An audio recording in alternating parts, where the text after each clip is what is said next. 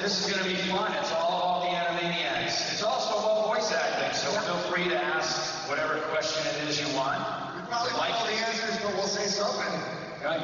The mics are both there. If you want to start a line, we will start away with the questions right here. Yeah, if you're thinking of asking a question, you should stand up soon, because what always happens is you get up there too late and they don't get to ask a question. So if you got one, come on, get on up there. So thank you so much for coming to our little panel. We are having entirely too much fun here in San Antonio. Are you guys having fun at your first con here in town? That's pretty badass, aren't you? I wish I had the Purell session. But seriously, thank you very much for coming. And this is an auspicious occasion for us, because anytime I get to be up here with these two guys, or in any circumstance, it is a mutual admiration society, because we get a chance to work with people whom we would choose to spend our free time with, and the truth is that we've all been good friends for a long, long time. So when you can hang out with, when you can hang out with Yakko and Winnie the Pooh and the Tasmanian Devil, are you kidding me? You get great tables at restaurants. Yeah, it's pretty great. So I guess we should probably do a whole Q&A thing, right? That's the best way to do it. Any questions you've ever had about that show or any other show, now's the time. Yeah. Let's start with that. About Johnny Quest. Yeah. The one from the 60s. We'll make it. Listen, before we go, I just want to tell you that these guys are the real deal here. And if either one of them were twins, I wouldn't have been on any of those shows. Just so we set that record straight. I was like the cleanup guy, the singing doorknob. But then again, Jim is the cleanup guy for this plastic. You guys know Darkwing Duck, right? That's Darkwing Duck.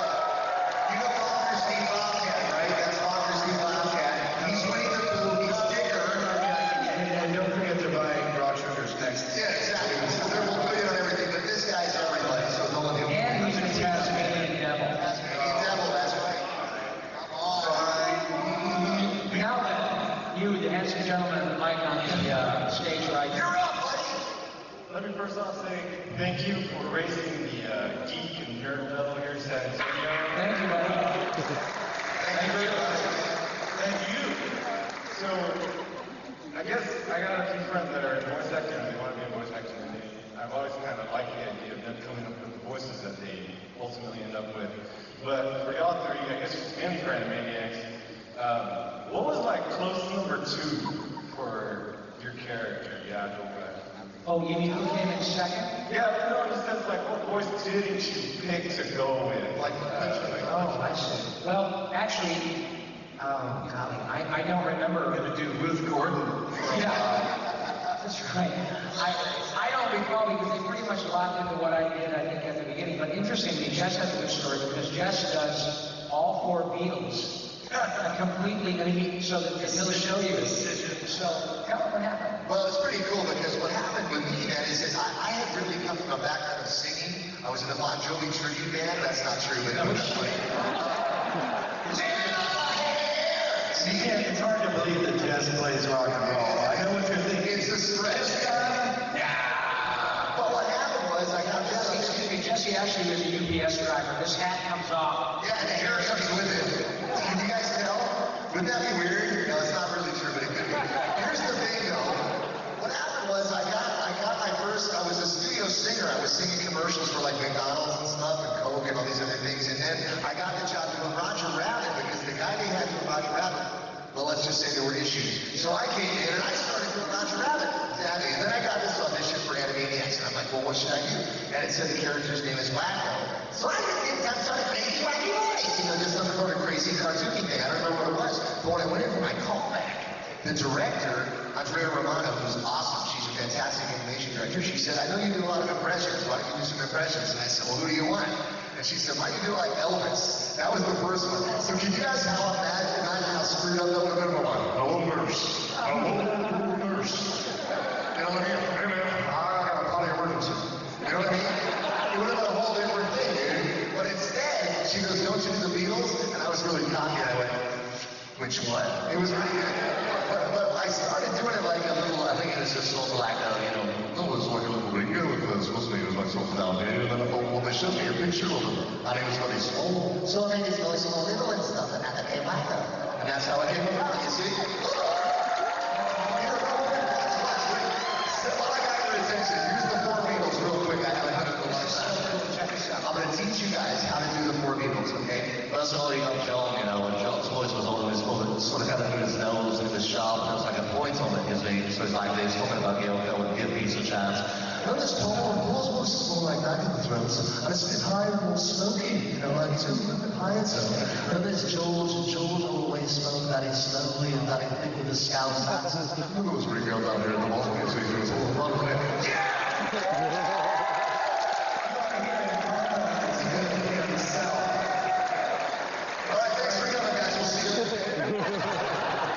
I'm messing around. Hey, by the way, are you guys coming to the thing at 5 o'clock, the movie reads? You know about that? Okay, a lot of people that I've asked don't know about it. There's this thing that we do where we take a movie script and we read it with all our characters and impressions and stuff, like a script you know, and we're going to be reading the script of Back to the Future. It's in the big ballroom at 5 o'clock. We're going to do all our voices and all kinds of voices. You're going to hear, so it's 5 o'clock, right? Jeff, I thought it was going to be my dinner with Andre. You couldn't get the script approval? Is that what's happening? Yeah, we'll do that at 5 o'clock. You should do Silent Alarms and I'll be like, I just never was so proud of you to the nice fiancé. What else you got? Yeah, when we leave here at 4:45, we'll all just follow each other, single file. As soon as we leave here, we're walking right to that ballroom, starts at 5. This gentleman right here in the turn. I like that guy. He's up his ass. What's up, man? Clearly, this handsome gentleman right here has impeccable taste in his outerwear. You know that he's not just one Ninja Turtle, he is two Ninja You're talking to 50% of the Ninja Turtles, my friend. That's right. And I want to say thank you guys for coming out to San Antonio. You guys are great voices. And Thanks for being here. You're not so bad yourself, Turtle Man. All right, so my question is, when you first auditioned for the roles of your characters, what were you expecting to come out? Like, how were you thinking, I think I want to do my character like this, or what were you thinking at first? Well, I can speak for myself and probably on behalf of our sister Tress, who was not able to make it. She wanted to, but her father is ill, so she had to stay home and take care of that. But I've had and it is not hyperbole, it is a distinct honor and pleasure to have known Tress MacNeille for 32 years, who is... She's got on the way a whole bunch of other cards. She's only 35. Yeah, it's amazing. No, it's not true. Tress MacNeille is, with all due respect to the people with whom we work on a regular basis, is probably the finest actress I've ever met in my life. And so Tress and I had worked together on Tiny Toons. She was Babs Bunny, right?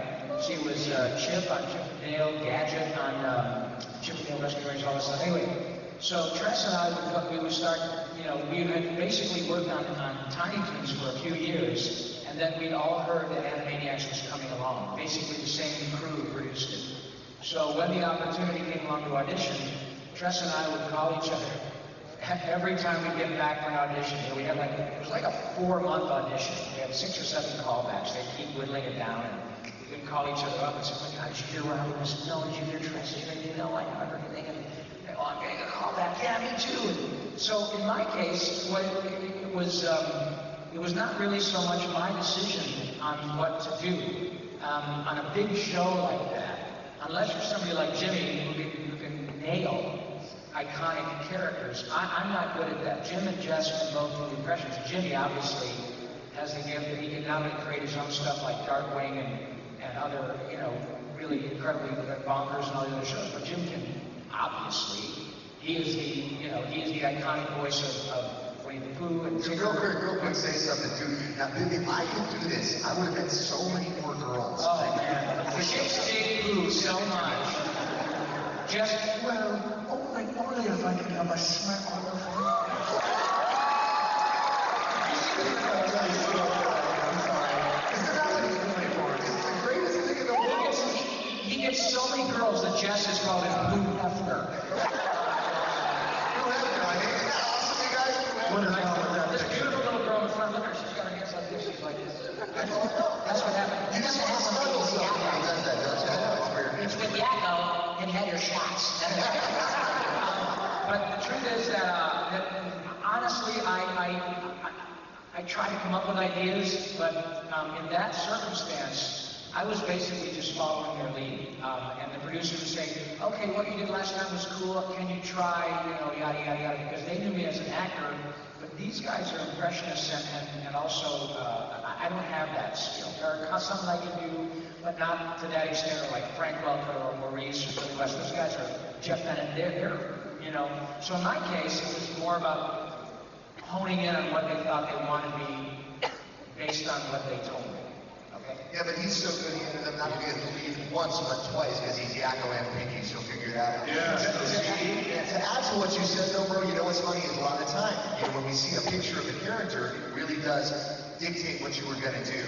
Like what I was saying about Yakko, you know, I mean, it started just sort of a straight on Ringo thing, you know, when they showed me the picture of him. and when I saw that he was very small, it's like, oh, they kind of this big low voice because he's a little guy. And we do that all the time with cartoons because they'll show us a picture and all of a sudden what you thought you were going to do ain't going to work anymore, you know what I mean? Does that help? Sweet. That guy right there.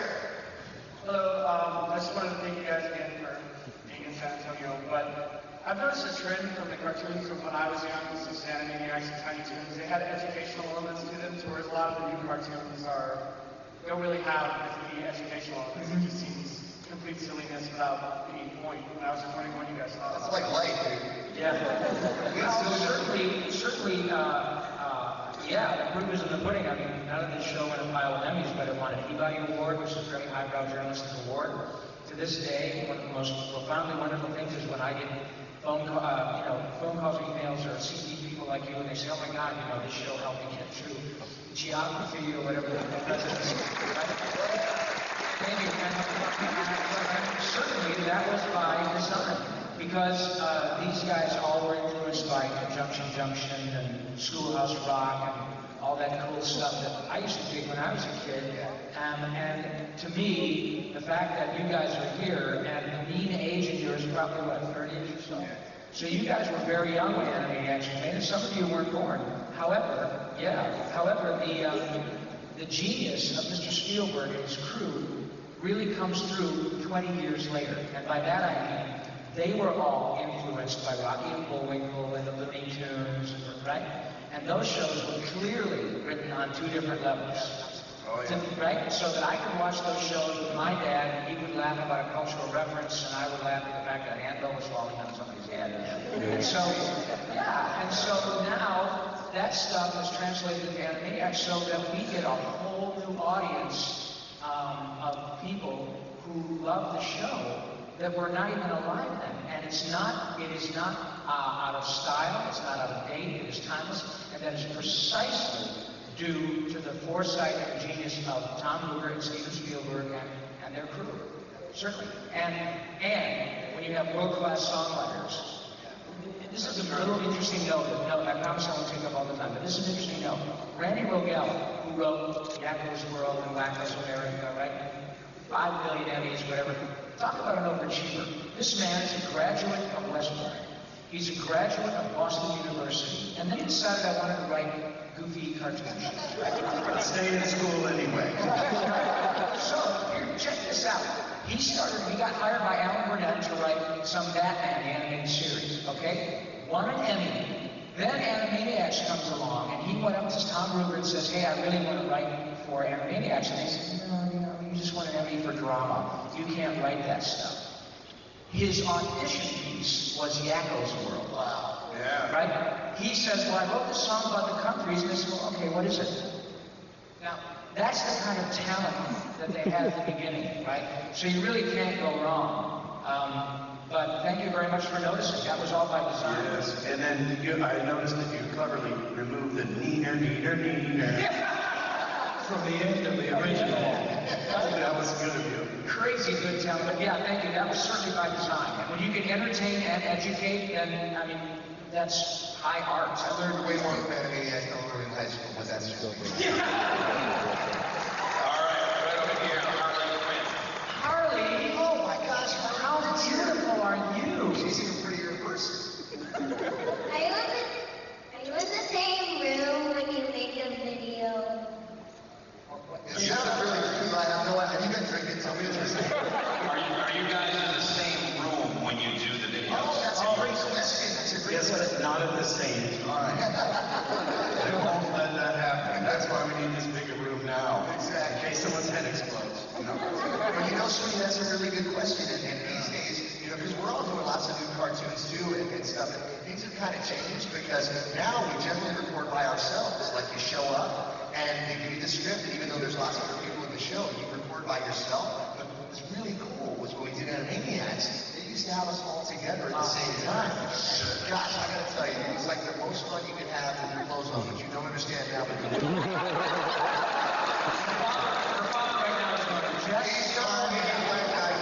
Everybody likes tough time. Everybody likes funny time, But the thing is that we just had so much fun because we got to hang out together and all be together. So on Animaniacs, yes, we all hung out. These days, we get to hang out at these places, which is more fun that way.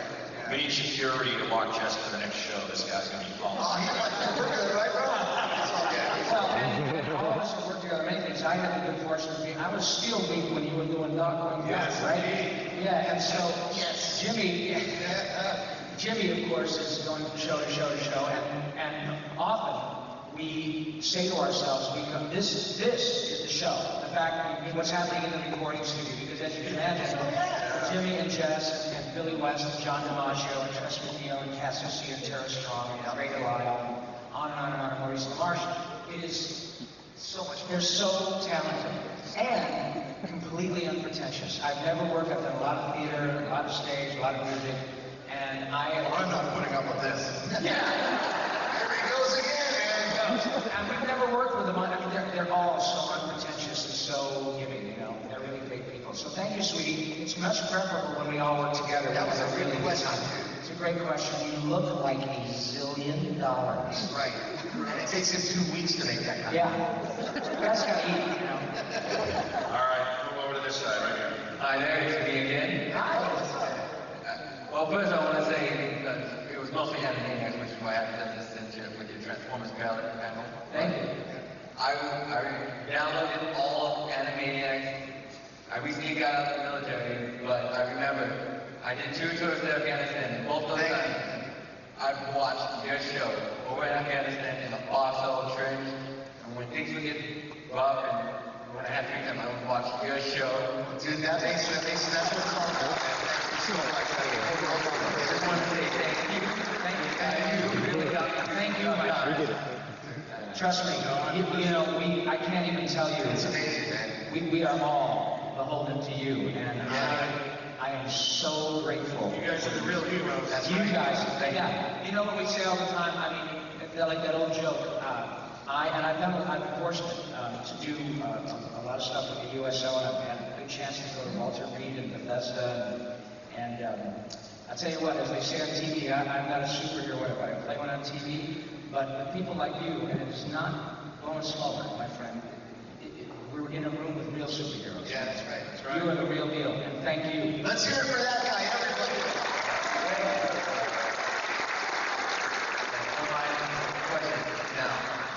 Now, So tell me your friggin' question. As a kid, I never noticed it, but when I grew up and started watching it, as much as I love your show, your characters were assholes sometimes. Thanks for that, man. Like, So you really were watching. especially Josh, you know, the children here, but you can be a big B-boy. But I was wondering, did it ever surprise you that they would take your characters and make you like? Oh, no, the whole idea was for us to be snarky to, people. Position people in authority generally. We were like, getting back in the establishment. It's like, I think that one of the things that they intentionally set out to do, because if you look at it, Bugs Bunny was kind of an anarchist too. He was always trying to start trouble.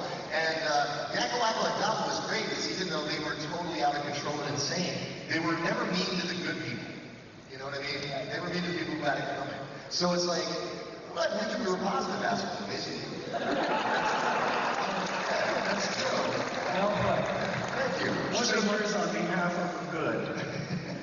Thank you. Thanks a lot. Thank you, my friend. Gentleman right there. Yes, sir. Hey, that guy, what's up, dude? It's a pleasure to meet you guys all in person. First of all, That's Our pleasure. I wanted to, while I have this opportunity, do some Wikimedia truth serum with you guys. I saw this thing, and I don't know if it's true or not. I was hoping you could verify it for me.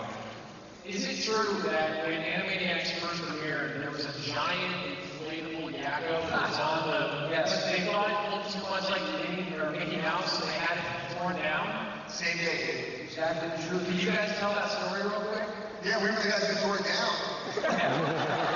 No, I totally know that story. I have a podcast, and Tom Ruger, who produced that show, has told it. And what happened was that it was somebody's genius idea to put an inflatable sort of Macy's Thanksgiving Day Parade inflatable Yakko on the water tower. And at the time, the studio was being run by two guys named Bob Bailey and Terry Sumner. And so, Bob Bailey came to work one day, and he looks out his office window, and he sees this critter sitting on top of this. And somebody makes a lot of movies, and yeah, they, it was a partnership with Amblin, and yeah, they wrote the check, but they're making movies, right? I mean, a lot of stuff, but it's a cartoon show, and, whatever. So he looks out, and he says, who put Mickey Mouse in the goddamn water tower? Because it's a little, that's the first thing he thought is, and of course, Disney is within spitting distance of Warner Brothers. So he's on the phone going, that's Mickey Mouse on my water tower! And so there are photographs. Somebody got a couple of shots. If you Google it, you could say, Yakko on the water tower, inflatable Yakko, which I started at home. It's my own personal but it really is. It's the truth. And they got it down right away. He started calling, wait a minute, this is crazy. This is stupid. Well, we thought it'd be a good idea. Well, it's not a good idea. Get it off the water. And so, but yeah, it was there for one day. Yeah, it's pretty cool. The picture actually is really great. Yeah, it's great. Yeah. Kind of like King Kong taking over a cartoon studio. Yeah. Yes, sir. I think it's funny when you said that you could look it up, half the audience was in their pockets. I know. I wanted to. It's a new world. All right here. Hey guys, how's it going? What's up, bud? I'm doing great today, especially now. I've watched your show since I was a baby. Y'all raised me more than my parents did, which by the way, y'all did a horrible job. But I just wanted to ask, even as a kid growing up, I recognized that y'all had a lot of stuff that was way too mature for that show, but I loved it, and today I go back and watch it for that reason.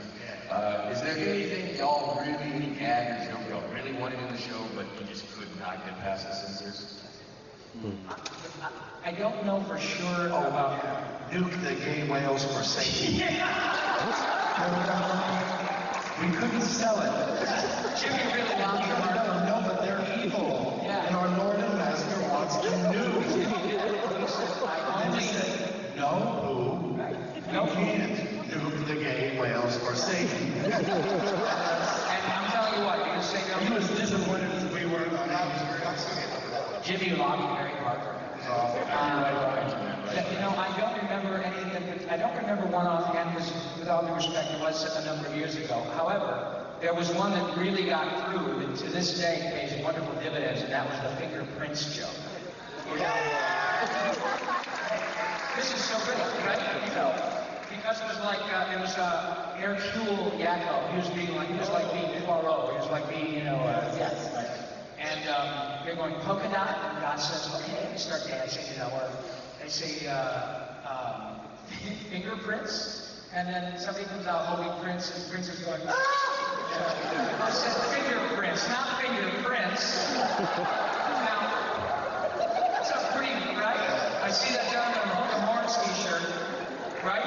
I see you right there, my friend. Hook 'em Horns. But that is a significant joke, right? For that to get through on what is ostensibly a children's show, I think is true. And then he switched it all like I'm sorry? And plus, I think his friends all that made me pissed. Yeah. But thank you for watching. I appreciate it. Thank you. All right, we got 4 minutes left. 4 minutes? You guys are going the other thing, though. You gotta go. I'm telling you, you think this was funny? That's gonna be way funny. What's up, man? I have a question for Jeff. How does it feel going from young, like innocent, wacky characters, and then going on to Captain Hero and Drawn Together? Oh my God, dude, that's crazy. You guys don't draw together. You guys ever see that show? I'm just gonna touch on it briefly because I almost said something with that guy's last question about did we ever get stuff past the censors on Animaniacs? I did this show called Drawn Together on Comedy Central, which if you were drunken in college, you watched it. You probably remember it. But I was this guy, Captain Hero, who was the world's worst superhero.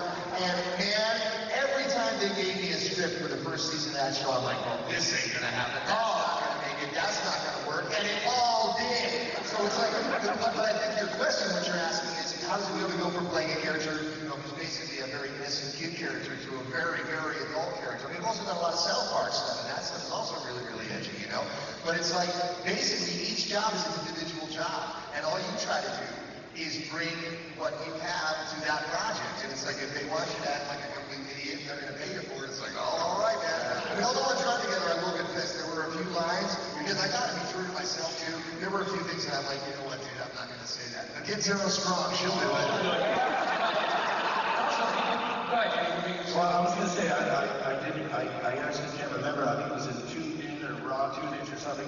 And I was playing these two hillbilly brothers. It was one would count with I guess and the other count with I guess. I can't remember, they were having an argument and they said, well, it's not mine, so it must be urine. And it got past the director and everything. Of course, I knew what I was saying. And sure enough, about 3 or 4 weeks later, or 5 or 6 weeks later, Jim, yeah, you're gonna come in and ADR that line. It must be urine. Jimmy's got a cover-to-cover, unabridged version of Pooh reading 50 Shades of Grey. Which is going to be great. Talk about the happiest place on earth.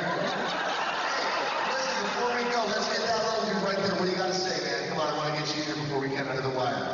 I've always loved Animaniacs. One of the few things I grew up with was Animaniacs, Looney Tunes, Pinky and the Brain. I really love Brain. Yeah, really the shows, but basically, can I hear him down on the end? You know what's his name?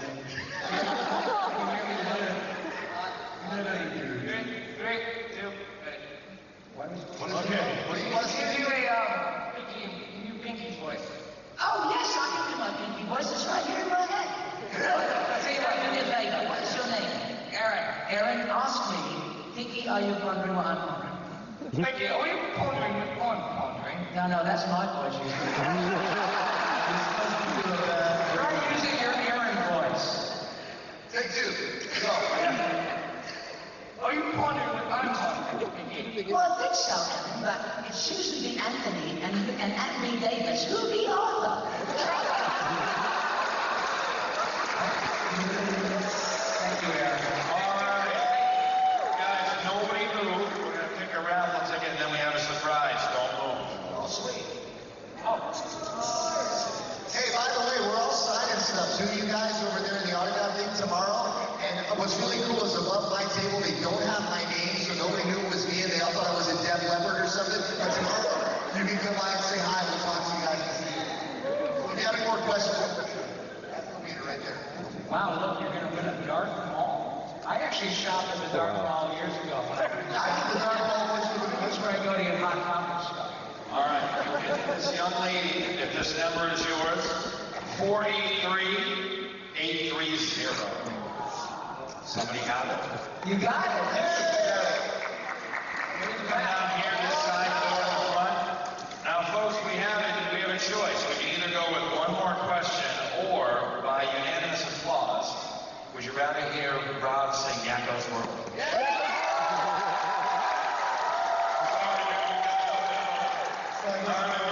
After Rob is done, we're all walking down to the big ballroom, right?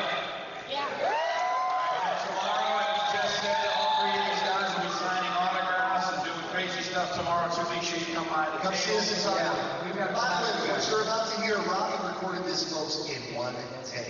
It sounds impossible, but he literally did this in one take. Thank you very much. That's very kind of you. I really appreciate that, and I'm happy to do this. So fire up your phones, okay? I expect this to be on the internet in 32 seconds. Thank you very much, first of all, for giving us your time for the last 20 years. Thank you so much. And we really do, truly, all of us. Hands inside the cards. Yeah, man. Hands inside the cards, but honest to God, we really appreciate your support over all these years. I mean, there's a lot of great stuff to come, and thank you. So, having said that, Sing along and you know the words, and it goes like this. It goes, United States, Canada, Mexico, Panama, Haiti, Jamaica, Peru, Republic, Dominican, Cuba, Caribbean, Grenada, El Salvador, Puerto Rico, Colombia, Venezuela, Honduras, Guyana, and still Guatemala, Bolivia, then Argentina, and Ecuador, Chile, Brazil, Costa Rica, Belize, Nicaragua, Bermuda, Bahamas, Barbados, and Guam, Paraguay, Uruguay, Suriname, Guyana, Barbados, and Guam, Norway, Sweden, Iceland, and Finland, Germany, now in peace. Switzerland, Austria, Czechoslovakia, Italy, Turkey, and Greece, Poland, Romania, Scotland, Albania, Ireland, Russia, Oman, Bulgaria, Saudi Arabia, Hungary, Serbia, Iraq, and Iran, Syria, Lebanon, Israel, Jordan, Bulgaria, Kuwait, and Bahrain, the Netherlands, Luxembourg, Belgium, Portugal, France, Denmark, and Spain, India, Pakistan, Burma, Afghanistan, Thailand, Poland, Bhutan, Cambodia, Malaysia, Bangladesh, China, Korea, Japan, Mongolia, Laos, Tibet, Malaysia, the Philippines, and Taiwan, Sri Lanka, India, Sumatra, New Zealand, and Borneo, and Vietnam, Philippines, Morocco, Uganda, Zimbabwe, Djibouti, Botswana, Mozambique, Zambia, Swaziland, Gambia, Guinea, Syria, Ghana,